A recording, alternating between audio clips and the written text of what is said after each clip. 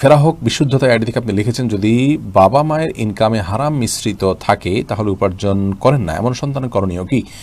যদি প্রাপ্তবয়স্ক হয় তাহলে তো সে বিকল্প পথে সে যাবে, আর যদি অপ্রাপ্তবয়স্ক হয় অথবা তার বিকল্প কোনো উপার্জন না থাকে তাহলে হারাম লে আইনিহি, না হলে বাবার সেই সম্পদ থেকে তার প্রয়োজন পূরণ করা জায়েজ হবে। জীবন বাঁচানোর জন্য যতটুকু প্রয়োজন হয় ততটুকু তিনি তার ওখান থেকে গ্রহণ করবেন, পাশাপাশি নিজের পায়ে নিজে দাঁড়াবার বা উপার্জন করার চেষ্টা তিনি করবেন, এবং একই সঙ্গে বাবাকে হারাম উপার্জন থেকে বিরত রাখার জন্য তিনি আকুলভাবে চেষ্টা করবেন, আবেদন করবেন, বোঝাবেন।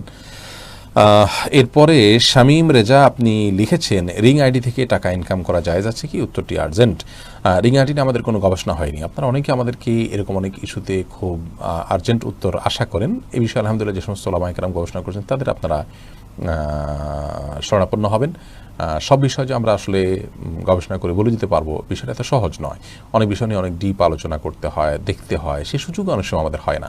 আমরা শুধুমাত্র এই প্রশ্নোত্তর দেওয়া কাজটাই করি না, এর বাইরে আরও অনেক কাজ আছে। আর তাছাড়া এরকম ইস্যুগুলোতে অনেক সময় নিয়ে গবেষণার সুযোগ সবসময় আমাদের থাকে না।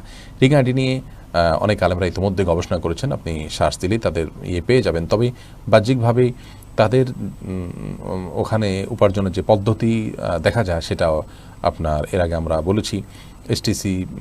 এসপিসি ওয়ার্ল্ড এর যে উপার্জনের সিস্টেম এবং আপনার টিকটক ইত্যাদিতে উপার্জনের সিস্টেম অলমোস্ট প্রায় কাছাকাছি। তো যদি একই রকম হয় তাহলে সেক্ষেত্রে বিধান সেটি প্রযোজ্য হবে। পুরো বিষয়টি যে সমস্ত ওলামা কেরাম গবেষণা করেছেন তাদের শরণাপন্ন হবেন এবং তাদের কাছ থেকে জেনে নেবেন। একই রকম হলে সেক্ষেত্রে এগুলোর উপার্জনও হারাম হবে, এবং একই রকম হওয়াটাই হলো বাহ্যিকভাবে আমার কাছে মনে হয়। যদিও আমার এই সংক্ষিপ্ত বা অপূর্ণ উত্তর নিয়ে আপনি আমল করবেন না, জাস্ট ধারণা নিতে পারেন, আপনি অন্য আলেমদের কাছ থেকে বিস্তারিত জানবেন।